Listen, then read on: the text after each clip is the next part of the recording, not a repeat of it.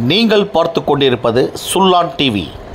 இங்கே வந்திருக்கக்கூடிய அவங்க அத்தனை பேருக்கும் என்னுடைய தமிழர் திருநாள் இனிய பொங்கல் வாழ்த்துக்களை நான் தெரிவித்துக் கொள்கிறேன்.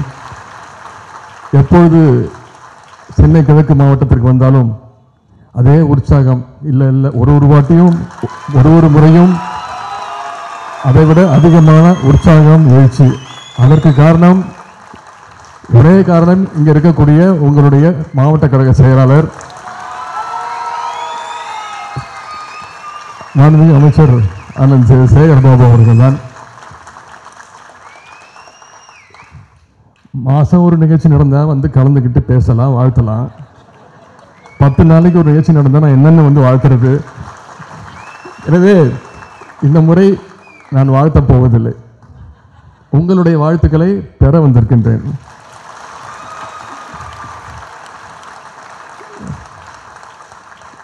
அண்ணன் சேகர் பாபு அவர்களை தலைவர் எவ்வளோ முறை பாராட்டியிருக்கிறார். சேகர் பாபு இல்லை செயல் பாபு என்று நானும் அதை பலமுறை வழிமொழிந்திருக்கின்றேன். சொல்லப்போனால் பெருமையாக சொல்லியிருக்கிறேன். நீங்கள் வெறும் செயல் பாபு அல்ல, சூப்பர் செயல் பாபு என்று பல முறை சொல்லியிருக்கின்றேன். அந்த அளவிற்கு ஒரு நிகழ்ச்சியும் சிறப்பாக 24 மணி நேரமும் இல்லை, எனக்கு தெரிஞ்சு நமக்கெல்லாம் மட்டும் 24 மணி நேரம், அவருக்கு ஒரு 4 மணி நேரம் அதிகமாக 28 மணி நேரம் ஒரு நாளைக்கு அவருக்கு. எப்பொழுதுமே மக்கள் பணி தான். அவர் சொல்லுவார், தலைவர் எங்களுக்கு எடுத்துக்காட்டு, ரோல் மாடல்னு. ஆனால் எங்கள் மாதிரி சட்டமன்ற உறுப்பினர், எங்களை மாதிரி சின்ன அமைச்சர்கள் தான் அண்ணன் சேகர் பாபு அண்ணன் தான் எங்களுக்கெல்லாம் ரோல் மாடல். அந்த அளவுக்கு சிறப்பான பணிகள்.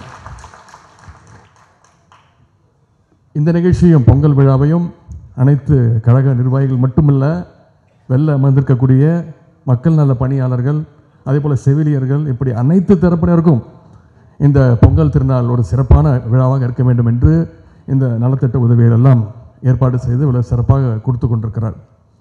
வெளியே அமர்ந்திருக்கக்கூடிய அந்த முன்கள பணியாளர்கள், மக்கள் நல பணியாளர்கள், தூய்மை பணியாளர்கள், அவர்களுக்கும் இந்த நேரத்தினுடைய பொங்கல் வாழ்த்துக்களை நாம் அனைவரும் தெரிவித்துக் கொள்வோம்.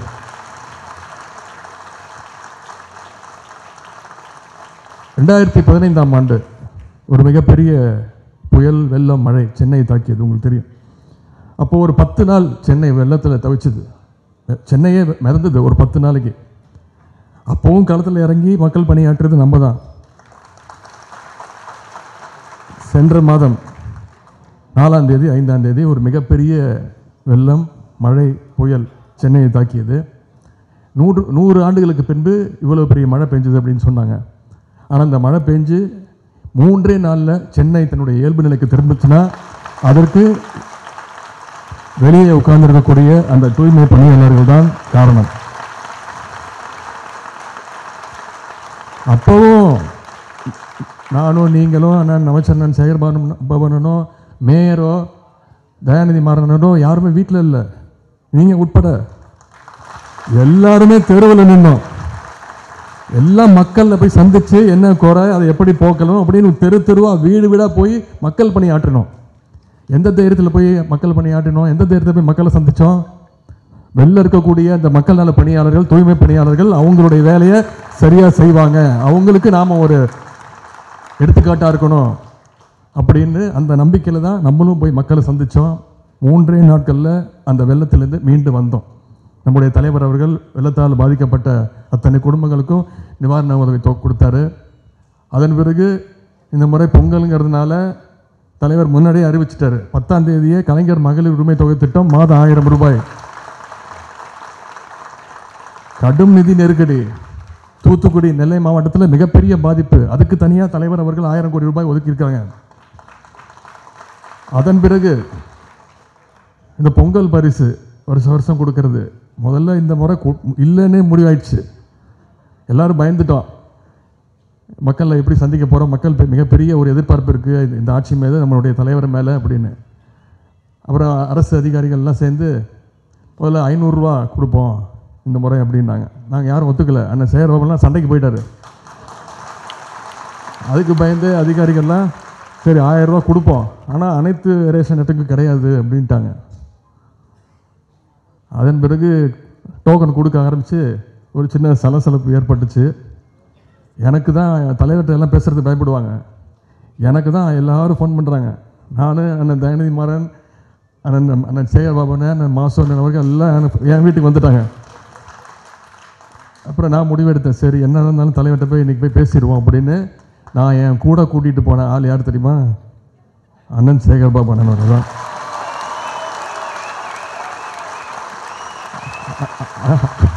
அவர் அன்றைக்கி செக்ரட்டரியேட்டுக்கு சும்மா வந்தார்.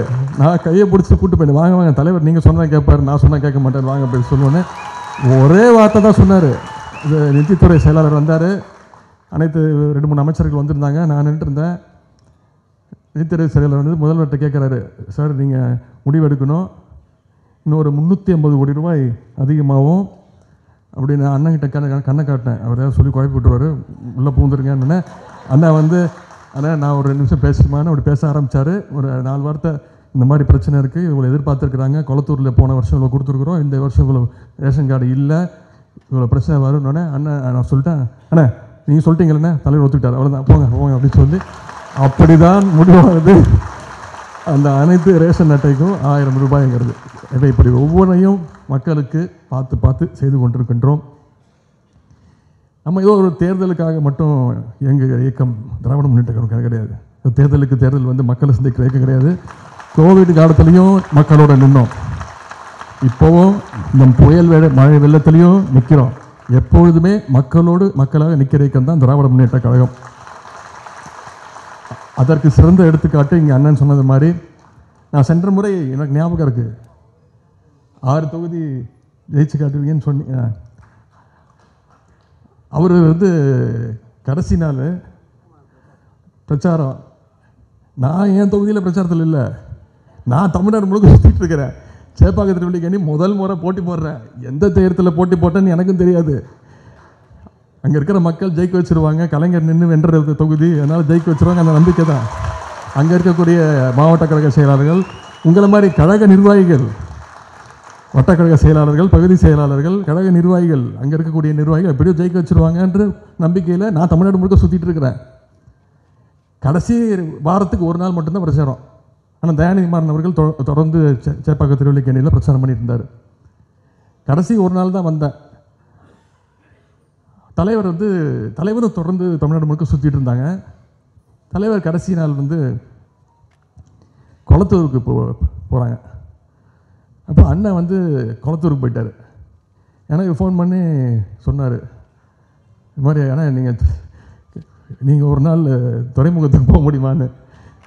நானே ஒரு நாள் தான் வந்திருக்கிறேன் அப்படின்னு சொல்லி நான் ஞாபகம் இருக்கேன். அந்த தயாநிதி மாறன் வந்து நான் தொலைபேசியில் அழித்து, ஆனால் நீங்கள் இன்றைக்கி வந்து என் கூட சேப்பாக்கம் திருவள்ளிக்கேணி வராதிங்க, நான் அவர் கூப்பிட்டாருன்னா வந்துடுவேன், இருந்தாலும் எனக்கு கொஞ்சம் முதல் முறை எலெக்ஷனில் நிற்கிறேன், மக்கள் ஏதாவது கோச்சிக்கிட்டு ஓட்டிக்கிட்டு போயிட்டாங்கன்னா தப்பாயிடும், அதனால் நீங்கள் எனக்காக தயவுசெய்து அண்ணனுக்காக சேப்பாக்கம் திருவள்ளிக்கேணி துறைமுகத்துக்கு போய் பிரச்சாரம் பண்ணுங்கன்னு சொல்லி மிகப்பெரிய. இன்னொன்று தெரியுமா, வாக்கு எண்ணிக்கை இருக்குல்ல, அண்ணன் வந்து தலைவரோட வீட்டில் இருந்தார், அந்த கவுண்டர் இருக்கும் ஒரு தொகுதியாக. நான் ஏன் தொகுதியை விட்டுட்டேன், நான் போய் நேராக துறைமுக தொகுதியில் போய் உட்காந்துட்டேன் வாக்கு எண்ணிக்கைக்கு. அந்த அளவுக்கு என் மீதும் அவர் மீதும் அவருக்கு என் மீதும் உள்ள அந்த அன்பு பாசம்.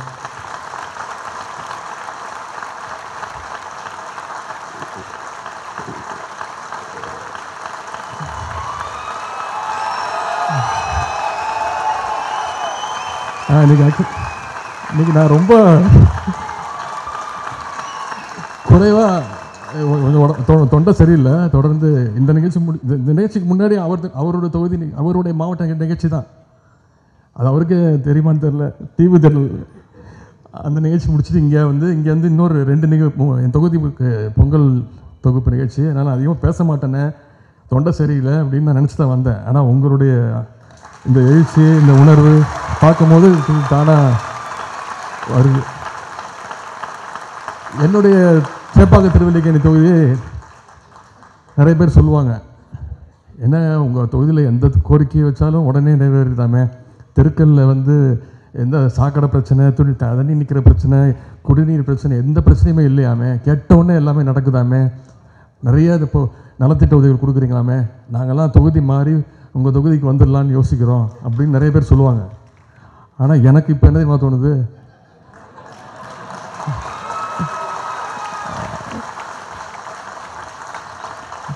அது கேட்டாலும் கொடுத்துருவாரு.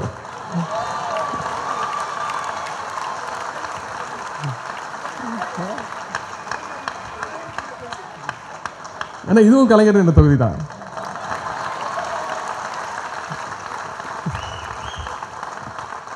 கலைஞர் தமிழ்நாடு முழுக்கவே கலைஞரோட தொகுதி தான். இப்போ நம்முடைய முதலமைச்சர் தலைவருடைய தொகுதியாக தமிழ்நாடு முழுக்க அவருக்கு இருக்கக்கூடிய அந்த வரவேற்பு, அவர் ஆட்டுகின்ற அந்த மக்கள் பணி. எனவே கடைசியாக நாடாளுமன்ற உறுப்பினர் அண்ணன் தயாநிதி மாறன் எப்போ தெரியுமா ரொம்ப சந்தோஷப்பட்டார்? இந்த நிகழ்ச்சி நடக்கும்போது நீங்கள்லாம் நடுவில் ஒரு வாட்டி கை தட்டினீங்க. அதிகமான வாக்கு வித்தியாசத்தில் நாடாளுமன்ற தேர்தல்.